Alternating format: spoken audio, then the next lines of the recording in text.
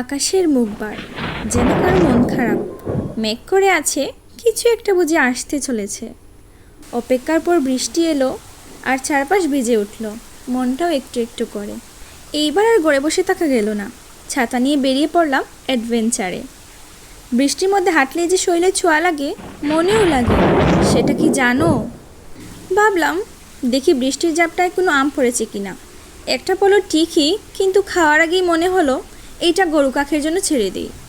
এই যে আমাদের জমি, পানিতে একদম ডুব, ধান না থাকলেও এখন পুরো একটা লেক ফ্রি ফ্রি। বৃষ্টির মধ্যে বাগানে গেলে একটা অন্যরকম গন্ধ পাওয়া যায় না? কাঠগোলাপ, পাতার ফাঁকে জমে থাকা ফুটা, সব মিলিয়ে যেন একটা মিনি স্বর্গ।